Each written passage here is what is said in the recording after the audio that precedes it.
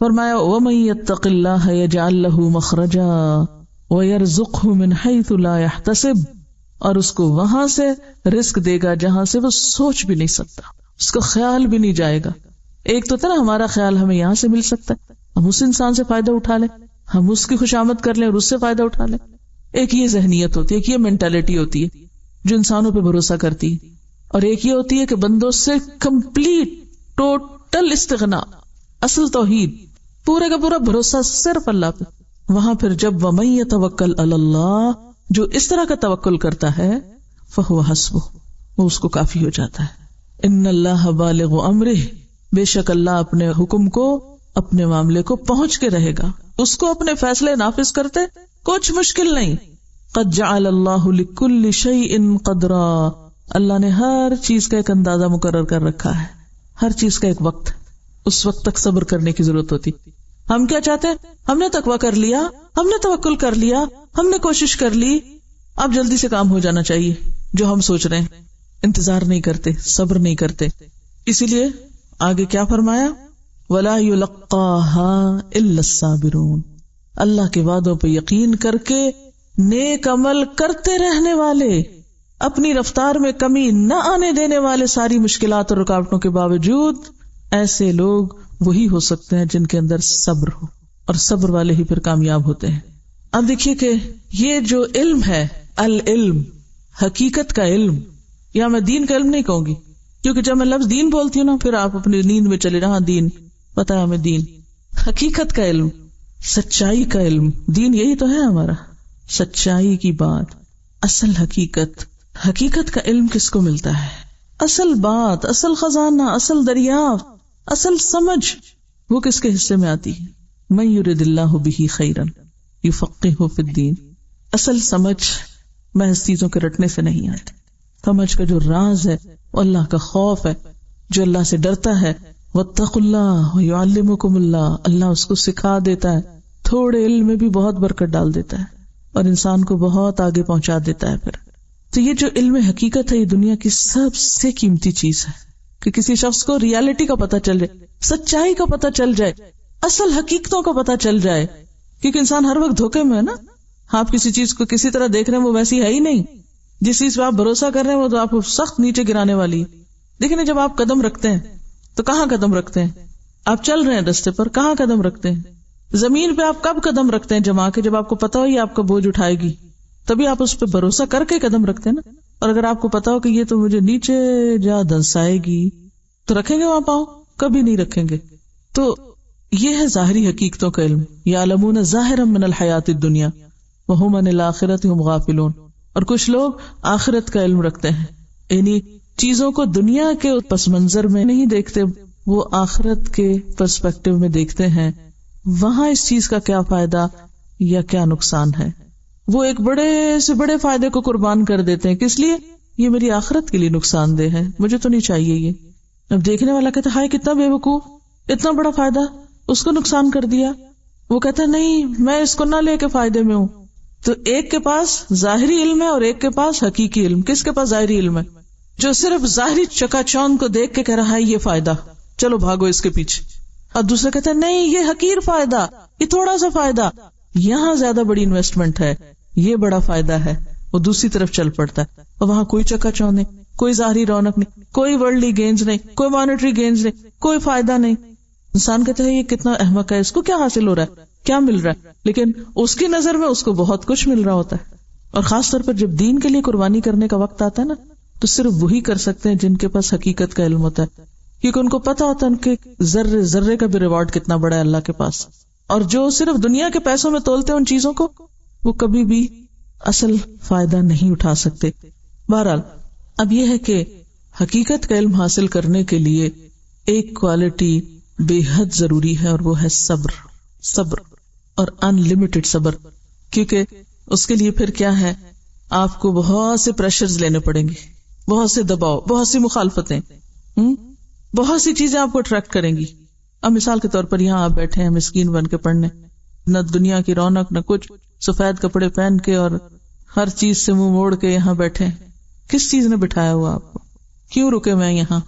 چھٹی کیوں نہیں کر جاتے؟ جائیے. جو سرٹیفکیٹ ملے گا اس پہ کوئی نوکری نہیں ملنے والی آپ کو، کوئی اس کی قدر نہیں، ان نمبروں نے آپ کو کہیں نہیں فائدہ دینا، پھر کیا وقت ضائع کیا آپ نے؟ اگر ایک ظاہری نگاہ سے دیکھا جائے، دنیا کی نگاہ سے دیکھا جائے، کیا پایا آپ نے ان 2 مہینوں میں؟ اتنا وقت لگا دیا، ظاہری نگاہوں سے تو کچھ بھی نہیں پایا، اگر آپ اس کو تولیں کہیں تو اس کا کوئی ایک من وزن نہیں نکلے گا.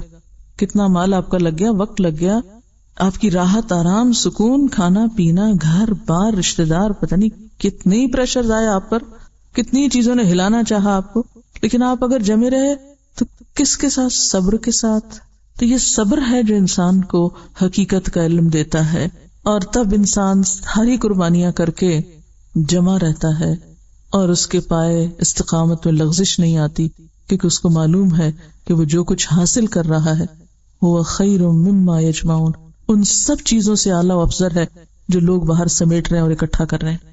تو حقیقت کا علم اس کو ملتا ہے جو ظاہری چیزوں کی چکا چوند سے متاثر ہوئے بغیر اپنا کام کر سکے، جو ڈسٹریکٹ کرنے والی چیزوں سے ڈسٹریکٹ ہوئے بغیر کام کر سکے، جو رکاوٹوں کے باوجود چل سکے، جو نقصان گوارا کرتے ہوئے ایک اصل چیز کو پانے کے لیے کوشش کرے.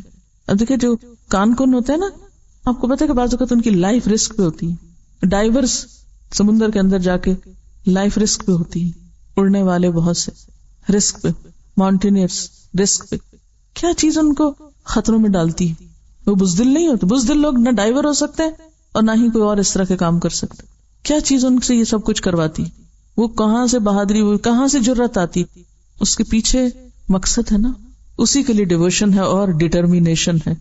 جب تک ہم دنیا میں الجھے رہے نا، دنیا ہماری نگاہ میں رہی، ہم حقیقت کے علم تک پہنچ بھی نہیں سکتے، اس کا قطرہ بھی نہیں پا سکتے جب تک اس سے نہیں اٹھتے، کیونکہ پھر آپ کی پرائرٹیز کچھ اور ہوں گی نا.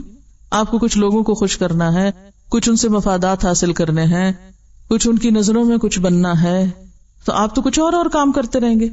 تو کرتے رہیے، حقیقت تک نہیں پہنچ سکتے. وہ علم جو آپ کو آخرت کے فائدوں تک پہنچا دے. وہ ایک دعا آپ کو یاد کرائی جاتی، اللہم اقسم لنا من خشیتک ما تحول به بیننا وبین معصیتک. یہ کب آتی ہے وہ خشیت کہ جو انسان کے گناہوں کے لیے روک بن جائے؟ نہیں، یہ غلط کام میں کر ہی نہیں سکتی، چاہے مجھے کتنا مرضی فائدہ ہو، میں یہ جرم نہیں کر سکتی. یہ معرفت الہی سے آتی نا، حقیقی علم سے آتی. ورنہ تو جہاں 4 پیسے دیکھے، تھوڑا سا فائدہ دیکھا، انسان سب کچھ پیچھے چھوڑ کے بھاگ نکلا اس کے پیچھے. فانسلخ منها فاتبعه الشیطان فکان من الغاوین. وہ جو کتے کی طرح دنیا کی طرف لپک گیا شخص. ومن طاعتک ما تبلغنا به جنتک. یہ ہے نا حقیقت کا علم. ایسی اطاعت دے، ایسی فرما برداری دے کہ جو ہمیں تیری جنت تک پہنچا کے دم لے. اور وہ تبھی ہو سکتی ہے جب انسان ساری اٹریکشن سے نکل کر اللہ کے لیے خالص. ومن الیقین ما تهون به علینا مصائب الدنیا. ہمیں ایسا یقین دے. دیکھیں کہ یقین کی دولت ہوتی تو صبر آتا ہے. جب آپ کو اپنی کامیابی کا یقین ہے نا کہ جو رستہ میں نے اختیار کیا یہ درست ہے، یہ سچ ہے، حقیقت یہی ہے، تو پھر کیا ہوتا ہے؟ پھر انسان کے لیے بڑے بڑے مسئلے کچھ مسئلہ نہیں رہتے، کوئی مشکلات نہیں رہتی، بڑی بڑی تکلیفیں تکلیف ہی نہیں رہتی. ومن الیقین ما تهون به علینا مصائب الدنیا اللہم متعنا باسماعنا. اللہ ہمیں ہمارے کانوں سے فائدہ پہنچا، یعنی ہمیں ایسا سننے والا بنا کہ کوئی صحیح بات سنے جو ہمارے دل پہ جائے اور ہمارا عمل بدلے. اللہم متعنا باسماعنا وابصارنا وقواتنا ما احییتنا. اور ہماری ساری قوتیں، جتنے بھی ہمارے پاس صلاحیتیں ہیں، انرجیز، جو بھی پوٹینشیل ہے ہمارے اندر، یا رب اس کو ہم اس طرح استعمال کریں کہ جس کے ذریعے ہمیں تیری رضا مل جائے. متعنا، ہمیں فائدہ دے، ہمیں متاع دے. کس کے ذریعے؟ ہماری ساری قوتوں کے ذریعے. ہم اپنی ساری قوتوں کے ذریعے صرف دنیا کی ظاہری فائدے حاصل کرنے میں آگے ہیں. وجعلہ الوارث منا، ایسے کام کر جائیں کہ صرف ابھی نہیں بعد میں بھی صدقہ جاریہ بن جائیں یہ سارے کام. وجعل ثأرنا علی من ظلمنا، اور اس سے تو ہمارا بدلہ لے لے جس نے ہم پہ ظلم کیا. یعنی ہمیں تو ظالموں سے بدلہ لینے کا بھی وقت نہیں، کیونکہ ہم اس میں بھی الجھنا نہیں چاہتے. ہم یعنی اتنا فوکس رکھنا چاہتے ہیں اپنے آپ کو کہ ظالموں کا معاملہ بھی تجھ پہ ڈالتے ہیں. وانصرنا علی من عادانا، اور جو ہم سے عداوت رکھتا ہے اس کے مقابلے میں تو ہماری مدد فرما.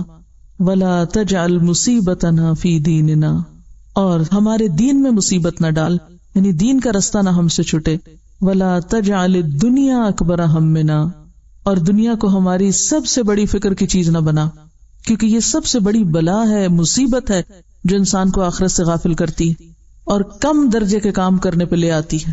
ولا تجعل الدنیا اکبر ہمنا ولا مبلغ علمنا، اور نہ اسے ہمارا منتہا علم بنا، یعنی ہمارے علم کا سورس دنیا نہ ہو، کیونکہ حقیقت پر مبنی نہیں ہے وہ علم جس کے پیچھے اغراض صرف دنیا کا وقتی فائدہ ہے. ولا تسلط علینا من لا یرحمنا، اور ہم پر وہ شخص مسلط نہ کر جو ہم پہ رحم نہ کرے. تو بہرحال جب تک آپ وقتی کشش کی چیزوں سے دستبردار نہیں ہوتے، لکھ لیجئے یہ جملہ، جب تک وقتی کشش کیا ہوتی ہے؟ کبھی ایک چیز اپنی طرف کھینچتی، کبھی دوسری، کبھی تیسری، اور اس میں صرف مال و دولت نہیں، ہر طرح کی چیزیں ہیں. وقتی کشش کی چیزیں کیا کیا ہیں اس میں؟ اولاد، مال، دوست، اور ہر محبوب چیز، ہر وہ چیز جس سے ہمیں محبت ہے. ہم کام کرنے لگتے ہیں، وہ کیا کرتی؟ ہمیں اپنی طرف کھینچ لیتی. اچھا، اب ہمارا دل ہے اس میں، لہذا ہم بھی بغیر کسی تعامل کے کام چھوڑتے ہیں اور ڈوب پڑتے ہیں، ادھر پھسل جاتے ہیں، ادھر گر پڑتے ہیں. کیا ایسا ہی نہیں ہوتا؟ ہم جو بہت سے کام نہیں کر پاتے، کیوں نہیں کر پاتے؟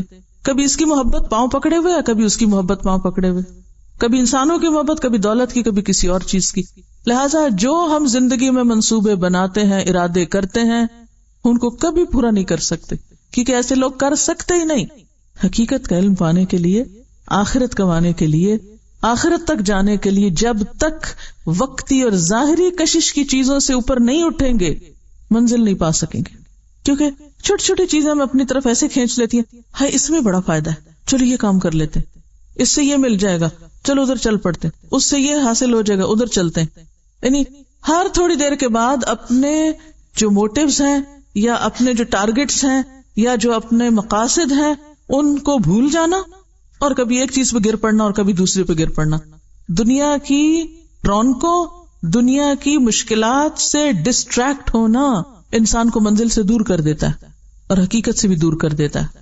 اب دیکھیے کہ دنیا کے اٹریکشن سے اوپر اٹھنا صبر کا مشکل ترین مرحلہ ہے، مشکل ترین صبر ہے. رونقوں کو چھوڑ کر بے رونق چیزوں کو اختیار کرنا، شہرت کو چھوڑ کر گمنامی اختیار کرنا، وقتی فائدوں کو چھوڑ کر بڑے فائدے پر نظر رکھنا، ظاہری نظر آنے والی چیزوں سے پیچھے جا کر اصل کو دیکھ لینا، اس دنیا میں رہتے ہوئے جنت کی خوشبو پا لینا، یہ کون کر سکتا ہے؟ صرف وہی جو انتہائی صبر کرنے والا ہو، سخت صبر کرنے والا. اور جو ایسا صبر نہ کرے اس کا علم اور حکمت میں کوئی حصہ نہیں ہے، علم اور حکمت میں کوئی حصہ نہیں ہے، اس کو خدا کی معرفت گویا ملی ہی نہیں ہے، چاہے وہ بڑی بڑی تفسیریں بھی لکھ ڈالے، وہ علم و حکمت نہیں پا سکتا. ٹھیک ہے، جو شخص ظاہری رونقوں سے اوپر نہ اٹھ سکے، ظاہری چمک دمک سے آگے نہ جا سکے، وہ علم و حکمت نہیں پا سکتا، وہ عمل صالح نہیں کر سکتا. یہ صرف صبر والوں کا کام ہے. اب آپ اگر اس وقت ساتھ ساتھ محدثین کی تاریخ پڑھ رہے ہوتے نا، کچھ کام کرنے والوں کے پیچھے کے حالات اور واقعات پڑھ رہے تھے، پھر آپ کو یہ باتیں عمل سے سمجھ میں آتی. صحابہ کرام کے اندر اگر ایک جوہر ہے تو وہ یہی کہ انہوں نے ظاہری رونقوں کے پیچھے اپنا منزل اور اپنا مقام رکھا. دنیا تو جانی والی چیز تھی، چلی گئی ان سے، لیکن وہ جو بلند منزلیں ان کو وہاں ملی، اور سب سے بڑا سرٹیفکیٹ رضی اللہ عنہم ورضوا عنہ، اصل لے کر چلے گئے. اور یہ عام لوگوں کے بس کی بات نہیں. دنیا سے چپکے ہوئے نا، اب جو زمین سے چپک جائے وہ اڑ سکتا؟ زمین سے چپکا ہوا اڑ نہیں سکتا. تو جو شخص دنیا سے چپکا ہوا ہو اسے علم و حکمت ملے گی، اس کو نہیں مل سکتی، اسے سمجھ بھی نہیں آ سکتی یہ باتیں، وہ پھر دو چاری کے چکر میں ہوگا. اب کیا ہوا؟ فخسفنا به وبداره الارض، اس کو اور اس کے گھر کو زمین میں دھسا دیا. فما كان له من فئة ينصرونه من دون الله، تو اس کا اللہ کے سوا کوئی بھی ایسا مددگار نہ تھا جو اس کے کام آتا. وما كان من المنتصرین، اور اس کی مدد ہونی بھی نہیں تھی. اصل بات یہ کہ دنیا کا رزق جو ہے نا انسان کے لیے امتحان ہے. یہ اللہ کا فیصلہ ہے، جس کو چاہے زیادہ دے، جس کو چاہے کم دے. تو ہونا کیا چاہیے؟ کم ملے تو صبر کریں، زیادہ ملے شکر کریں، اسی راستے سے کامیابی ہو سکتی ہے. اور اگر زیادہ ملے اور فخر کریں، اور کم ملے تو شکوے کریں، تو پھر یہ انتہا درجے کی حماقت. اب کیا ہوا؟ وَأَصْبَحَ الَّذِينَ تَمَنَّوْا مَكَانَهُ بِالْأَمْسِ، تو وہ لوگ جو کل تک اس کے مقام کی تمنا کر رہے تھے، کاش ہمیں بھی وہ ملتا جو قارون کو ملا. یقولون، اب ان کو سمجھ آ گئی، کہنے لگے وَيْكَأَنَّ اللَّهَ يَبْسُطُ الرِّزْقَ لِمَن يَشَاءُ مِنْ عِبَادِهِ وَيَقْدِرُ. اصل بات یہ ہے جو ہم بھول گئے تھے کہ اللہ اپنے بندوں میں سے جس کا رزق چاہتا ہے کشادہ کرتا ہے اور جسے چاہتا ہے نپا تلا دیتا ہے. یعنی اگر ہمارے کسی بہن بھائی کو یا رشتے دار کو یا آس پاس کے لوگوں کو ہم سے کہیں زیادہ مل گیا تو کیا ہوا؟ یہ اللہ کا فیصلہ ہے. آپ بھی خوش ہوں اس پر کہ اللہ نے اس کے حق میں نعمت رکھی، نہ کہ حسد اور اپنے آپ کو دیکھ کر پھر رونا دھونا. کیا حکم دیا گیا ہے کہ دنیا کے معاملے میں کس کو دیکھو؟ چھوٹے کو دیکھو، شکر پیدا ہوگا، اور دین کے معاملے میں اپنے اوپر والوں کو دیکھو تو عمل کی قوت آئے گی. وَأَصْبَحَ الَّذِينَ تَمَنَّوْا مَكَانَهُ بِالْأَمْسِ يَقُولُونَ وَيْكَأَنَّ اللَّهَ يَبْسُطُ الرِّزْقَ لِمَن يَشَاءُ مِنْ عِبَادِهِ وَيَقْدِرُ لَوْلَا أَمَّنَّ اللَّهُ عَلَيْنَا لَخَسَفَ بِنَا. اگر اللہ ہم پر احسان نہ کرتا تو ہمیں بھی دھنسا دیتا، کیونکہ ہم بھی تو وہی بننا چاہ رہے تھے. یہ تو اللہ کا احسان ہے کہ اس نے ہمیں بچا لیا. وَيَكَأَنَّهُ لَا يُفْلِحُ الْكَافِرُونَ. اب سمجھ آ گئی کہ افسوس ہمیں یاد نہ رہا کہ کافر فلاح نہیں پاتے. تلک الدار الآخرہ، یہ آخرت کا گھر، نجعلها للذین، یہ تو ہم نے ان لوگوں کے لیے بنایا ہے، لا یریدون علوا فی الارض، جو زمین میں بڑا نہیں بن کے رہنا چاہتے، جو زمین میں علو نہیں چاہتے. ہم میں سے ہر ایک اپنے آپ کو پرکھ کے دیکھے کہ ہم کیا چاہتے ہیں. کہیں ایسا تو نہیں کہ یہ جذبہ کہیں ہمارے اندر دور کنارے چھپا ہوا ہو جس کو ہم خود بھی ڈسکور نہ کر پائے ہوں، اور یہی خدا نخواستہ رکاوٹ نہ بن جائے آخرت کی کامیابی کے راستے میں.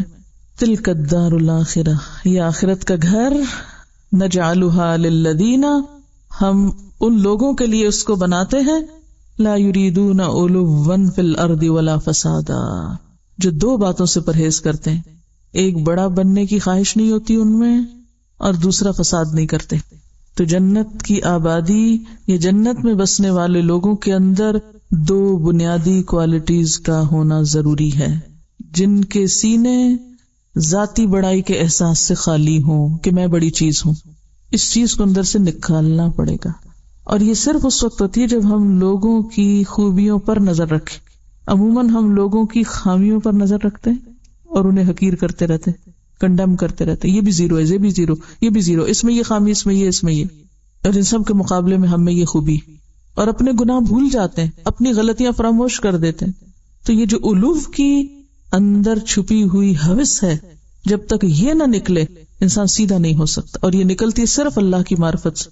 اللہ کی پہچان آتی ہے تو انسان کو پتا چلتا ہے میں کتنے پانی میں ہوں، میری کیا حقیقت، میں کیا چیز ہوں، میں کہاں سے بڑا آ گیا، مجھ میں کیا بڑائی آ گئی. اور دوسری چیز ولا فسادا، نہ فساد کرتے ہیں. اور یہ جو فساد ہے یہ بھی کس کے نتیجے میں آتا ہے؟ علو کی خواہش کے نتیجے میں آتا ہے. تکبر کی وجہ سے فساد ہوتا ہے، کیونکہ ایک شخص خود کو بڑا منوانا چاہتا ہے، بڑا بننا چاہتا ہے، اور جب تک آپ کے اندر بڑا بنتے رہنے کی خواہش ہے آپ بگاڑ ہی بگاڑ کرتے رہیں گے، چاہے وہ اصلاح کے نام پر ہو. آپ دیکھیے کہ ہمیں سے کوئی یہ نہیں کہتا میں چاند سے بڑا ہوں، کوئی کہتا ہے میں سورج سے بڑا ہوں، کوئی کہتا ہے میں پہاڑوں سے بڑا ہوں. تو بڑا بننے سے مراد کیا ہے پھر؟ ہاں، انسانوں پہ بڑا بننے کی خواہش کہ میں انسانوں کے مقابلے میں بڑا ہوں، میں اس کے مقابلے میں بڑا، میں اس کے مقابلے میں بڑا. تو انسان کی کمزوری کیا ہے؟ یہ انسان کے اندر یہ جو بڑا بننے کی وہ چھپی ہوئی چور سی چیز ہے اندر، وہ دراصل دوسرے انسانوں کے مقابلے پر ہوتی ہے. اسی کی وجہ سے پھر انسان دوسروں کے حق مارتا ہے، دوسروں سے زیادتی کرتا ہے، ان کی غیبت کرتا ہے، ان کے ساتھ غصہ کرتا ہے، ان سے شکوے شکایات کرتا ہے، ان کو برا بلا کہتا ہے، ان پہ بڑبڑاتا ہے. سب خرابیاں یہاں سے جنم لیتی ہیں، سب گناہوں کا منبع یہی بڑا. اسی لیے فرمایا نا کہ وہ شخص جنت میں جا نہیں سکتا جس کے دل میں رائی کے دانے برابر بھی تکبر ہو. رائی کا دانا وہ نہیں جنت میں جا سکتا، کیونکہ رائی جتنا بھی رہ گیا نا وہ کینسر، تو اس نے پھر پھیل کے سارے جسم کو لپیٹ میں لے لینا اور ہلاکت کر دینی ہے.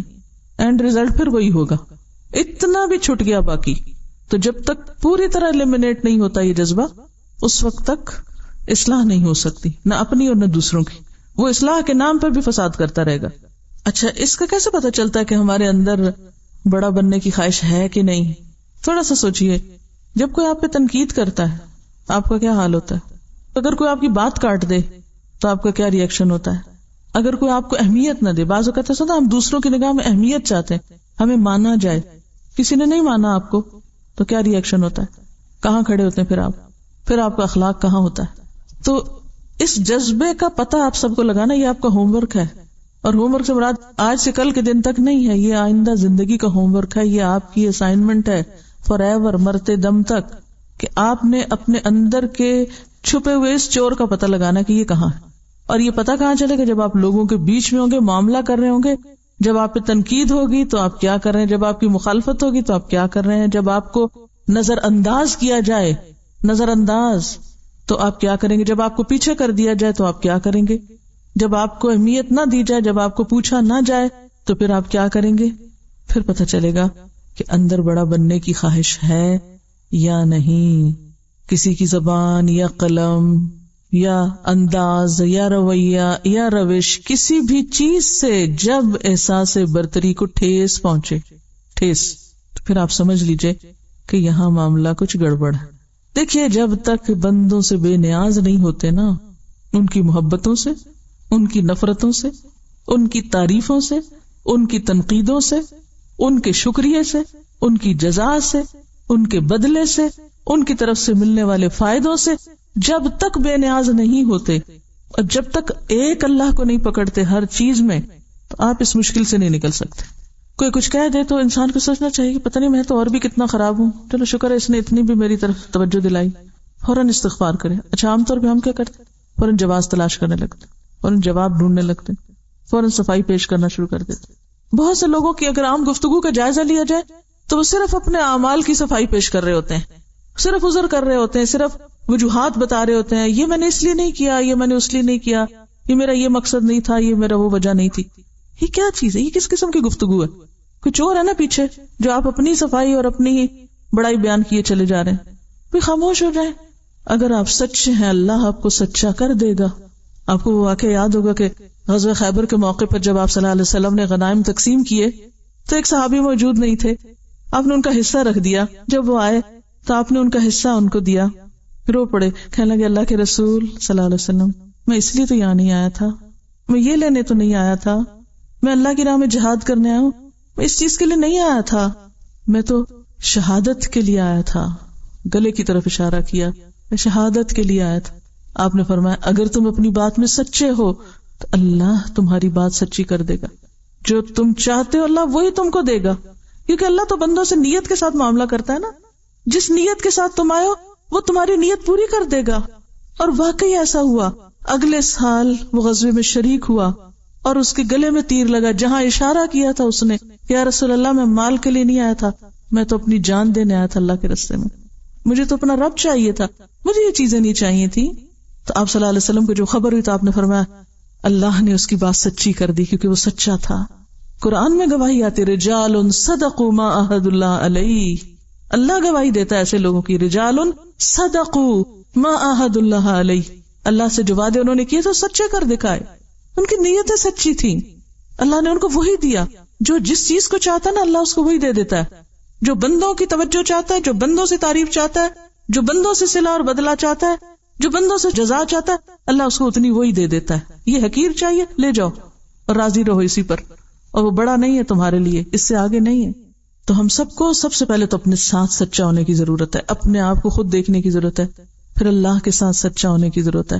یاد رکھیے جب اللہ کے ساتھ سچا ہونے کی بات ہوگی اللہ ضرور امتحان میں ڈالے گا، ضرور ڈالے گا.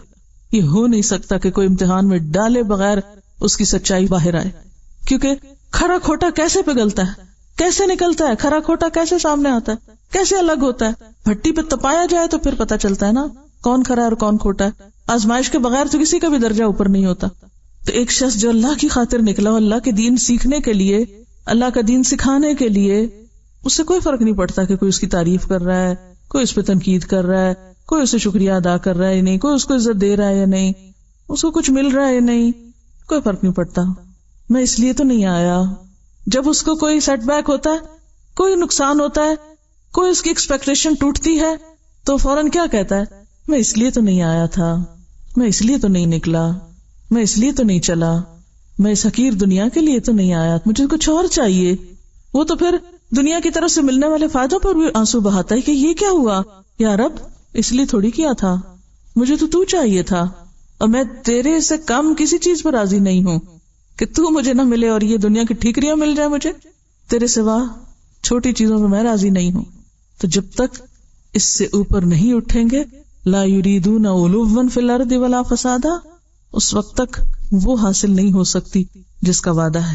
اور اللہ کتنا قدردان ہے، من جاء بالحسنہ، جو ایک نیکی لایا، فلہ خیر منہا، اللہ اس سے بہتر اس کو بدلہ دے گا. ومن جاء بالسیئہ، اور جو برائی لایا، جس نے برائی کی، فلا یجزی الذین عملوا السیئات الا ما كانوا يعملون، تو وہ نہ بدلہ دیے جائیں گے ان برائیوں کو جو انہوں نے کیے مگر وہی جو وہ عمل کرتے رہے. آخرت کا گھر ان لوگوں کے لیے ہے جو زمین پر اپنی بڑائی نہیں چاہتے اور فساد نہیں کرتے.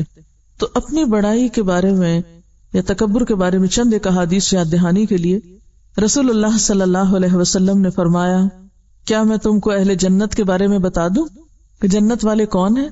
یاد رکھو، ہر وہ ضعیف اور کمزور شخص جس کو لوگ حقیر اور ضعیف سمجھیں.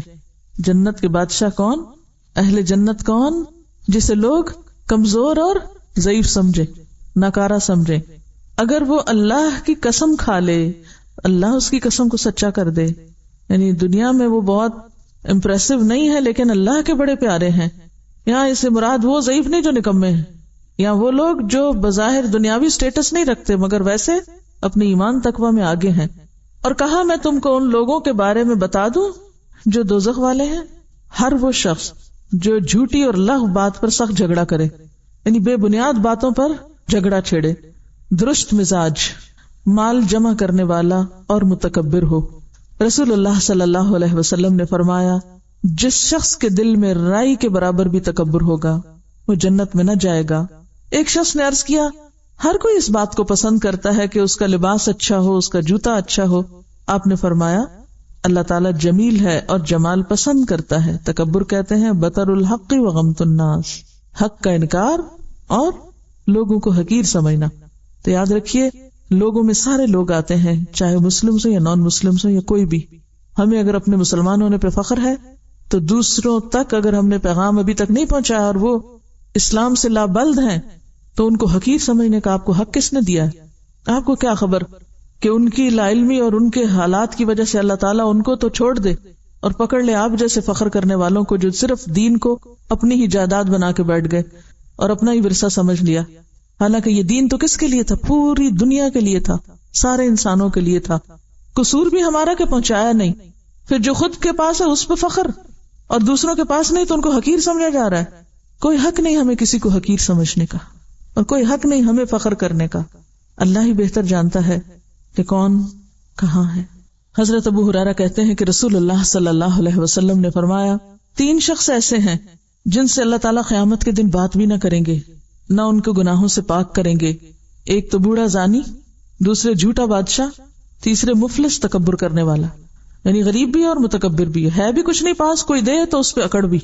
رسول اللہ صلی اللہ علیہ وسلم نے فرمایا، اللہ تعالیٰ فرماتے ہیں، بزرگی میری چادر ہے، عظمت میرا تہبند، پس جو شخص ان دونوں میں سے کسی ایک کو مجھ سے چھینے میں اس کو دوزخ کی آگ میں ڈالوں گا. یعنی کسی کو بڑا بننے کا حق نہیں. لا یریدون علوا فی الارض ولا فسادا. رسول اللہ صلی اللہ علیہ وسلم نے فرمایا، ایک شخص ہے جو ہمیشہ اپنے آپ کو بزرگ و برتر سمجھتا ہے. سنیے اس بات کو غور سے. ایک شخص ہے جو ہمیشہ اپنے آپ کو بڑی چیز سمجھتا ہے کہ میں بڑا ہوں، میں ان سب سے بڑا اچھا ہوں، اور لوگوں سے دور رہتا ہے، الگ تھلگ اپنی الگ دنیا بنائی ہوئی ہے. یعنی گھل مل کے نہیں رہتا. کیوں نہیں گھل مل کے رہتا؟ اس کو ہر ایک میں کوئی نہ کوئی نقص نظر آتا ہے، یہ ایسا خراب، یہ ویسا خراب، یہ ویسا خراب. تبھی تو نہ وہ کسی سے محبت کر سکتا، نہ لوگ اس سے محبت کرتے ہیں. جو محبت دینا نہیں جانتا وہ لینے کے بھی قابل نہیں ہوتا.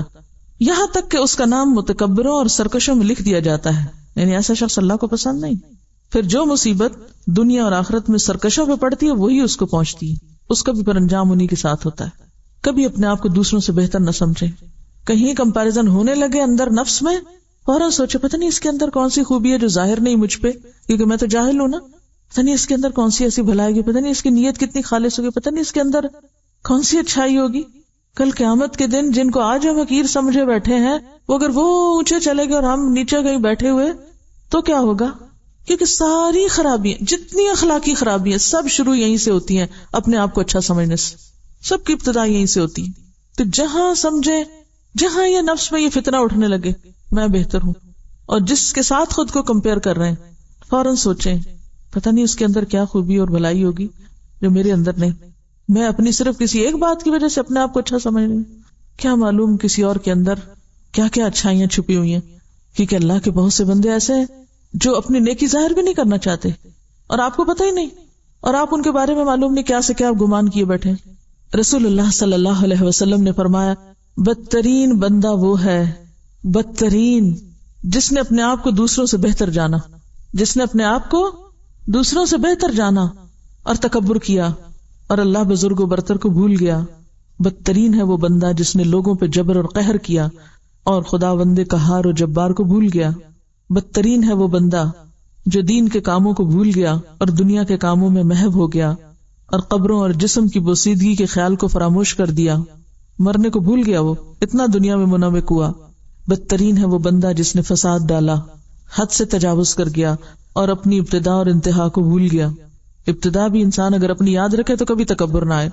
جب وہ خون کا لوتھڑا تھا، جب اس کی کوئی شکل نہ تھی، وہ مضغہ تھا، وہ علقہ تھا. حضرت ابو ہریرہ کہتے ہیں کہ رسول اللہ صلی اللہ علیہ وسلم نے فرمایا 3 چیزیں نجات دینے والی ہیں، انسان کو بچانے والی ہیں، سیو کرنے والی، اور 3 ہلاک کرنے والی. نجات دینے والی چیزیں، نمبر 1 ظاہر و باطن میں اللہ سے ڈرنا، نمبر 2 خوشی اور ناخوشی دونوں حالتوں میں حق بات کہنا، انصاف کی بات کرنا، یعنی کسی کے بارے میں آپ خوش ہیں کہ اس نے آپ کو کوئی فائدہ پہنچایا ہوا ہے یا کسی سے ناراض ہیں، بات انصاف ہی کی ہو. نمبر 3 دولت مندی اور فقیری دونوں حالتوں میں اعتدال اختیار کرنا، زیادہ ہے تب بھی، تھوڑا ہے تب بھی، اعتدال سے زندگی بسر کرنا. یہ نہیں کہ جب زیادہ ہو تو انسان پھولنے لگ جائے، اترانے لگ جائے اور یہ سمجھے یہ سب میرے زور بازو اور میرے علم کا نتیجہ، اور جب کچھ نہ رہے تو مایوس ہو جائے. دیکھیے مایوس کیوں ہوتا ہے انسان؟ مایوس صرف وہ شخص ہوتا ہے جو اپنی کامیابیوں کو اپنی قوت اور اپنے علم اور اپنی صلاحیت کا نتیجہ سمجھتا ہے. تو جب تک تو زور ہوتا ہے نا تو وہ سمجھتا ہے میں بڑی چیز ہوں. جب زور ختم ہو جاتا ہے اب وہ بے بس ہوتا ہے اور اسے پتہ چل جاتا ہے اب میں کچھ نہیں کر سکتا، پھر وہ انتہائی مایوس ہو جاتا ہے. ایک انتہا پہ تکبر ہے اور دوسرے انتہا پہ مایوسی ہے. جو معتدل انسان ہوتا ہے نہ وہ پھولتا اور اتراتا ہے، نہ وہ خوشی میں آپے سے باہر ہوتا ہے اور نہ وہ غم میں آپے سے باہر ہوتا ہے. وہ مایوس بھی نہیں ہوتا، وہ آخری درجے تک اللہ کی رحمت سے امید رکھتا ہے کہ میرا رب مجھے تنہا نہیں کرے گا، میرا رب مجھے رسوا نہیں کرے گا، میرا رب میرے ساتھ ہے. کلا ان معی ربی سیہدینی، میرا رب میرے ساتھ ہے، مجھے راہ دکھا دے گا. تو نیکیوں پہ پھولنا اور جب نیکی کی توفیق نہ ہو مایوس ہو کے بیٹھ جائے، نہیں، دونوں انتہائی رویے ہیں جو نقصان دہ ہیں. جو شخص ہمیشہ واقعی سچے دل سے ہی سمجھتا نا میرے پاس جو کچھ بھی ہے یہ میرے رب کا دیا ہوا، میرا نہیں ہے، تو جب وہ چیز نہیں بھی رہتی نا پھر بھی وہ کہتا ہے اللہ تیرا شکر، تو نے دیا. جیسے ایوب علیہ السلام، تو نے دیا تیرا شکر، تو نے لیا تیرا شکر. وہ جانے پہ کسی چیز کے ناراض نہیں ہوتا اپنے رب سے، وہ مایوس نہیں ہے، کہتا رب تو نے دیا تھا نا، تیرا مال، تیری امانت. اور یہی وجہ کہ ایسے لوگ بڑے بڑے صدموں میں بھی اپنے آپ کو سنبھالے رکھتے ہیں. وہ اپنے ہوش و آواز گم نہیں کر بیٹھتے، وہ کسی نقصان پر خود کو نہیں نقصان پہنچا دیتے، وہ کسی کے مرنے کی خبر سن کے خود کو نہیں مار بیٹھتے، کیونکہ وہ اعتدال میں ہے. اور ہلاک کرنے والی چیزیں، نمبر 1 وہ خواہش نفس جس کی پیروی کی جائے، یعنی جو دل میں اب انسان کرنا شروع کر دے، وہ خواہش نفس جس کی پیروی کی جائے، وہ حرص اور بخل جس کا انسان غلام بن جائے، اور آدمی کا اپنے آپ کو دوسروں سے بہتر خیال کرنا. ہم سب اپنا جائزہ لیں. اتنا افسوس اور دکھ ہوتا ہے بعض اوقات اچھے بھلے دیندار پڑھے لکھے لوگوں کو کہ جن کو تھوڑی سی 4 باتیں دین کی پتہ چل جائے وہ باقی سب کو بے وقوف سمجھنے لگتے ہیں اور حقیر سمجھنے لگتے ہیں اور اپنے آپ کو بڑی چیز سمجھنے لگتے ہیں. ہر ایک پہ انگلی اٹھانا پھر فرض سمجھتے ہیں، ہر ایک کی غیبت کرنا اور پیچھے بیٹھ کے ان کی باتیں کرنا، ان کے نزدیک پھر کوئی وہ برائی نہیں رہتی اس میں. تو یہ جو فتنہ ہے نا خود کو بڑا سمجھنے کا، رائی کے دانے برابر بھی رہ گیا نا اندر تو جنت میں جانے کے قابل نہیں ہے انسان، کیونکہ سارے فساد اور بگاڑ یہاں سے شروع ہوتے ہیں. اور جنت تو پورا من بستی ہے، تو بگاڑ کرنے والے لوگ اگر وہاں پہنچ گئے تو وہ جنت کا مزہ بھی حرام کر دیں گے سب پر، وہ وہاں بھی فساد شروع کر دیں گے، وہاں بھی لڑائی جھگڑے اور ادھر کی بات ادھر لگا ادھر کی ادھر لگا، کیونکہ وہ صرف اپنے سوا کسی اور کا حق نہیں سمجھتے نا کسی چیز پر. اور اس پر ابھی آپ کو بہت محنت کرنی پڑے گی، صرف ایک لیکچر سے ٹھیک نہیں ہوگا معاملہ، ساری زندگی آپ کو اس پر کام کرنا ہے. اور پتہ کہاں سے چلتا ہے کہ جب کوئی آپ کی غلطی بتائے، جب کوئی آپ پہ تنقید کرے، جب کوئی آپ کو روکے کسی چیز سے، تو پھر آپ کا حال کیا ہوتا ہے؟ وآخر دعوانا ان الحمد للہ رب العالمین۔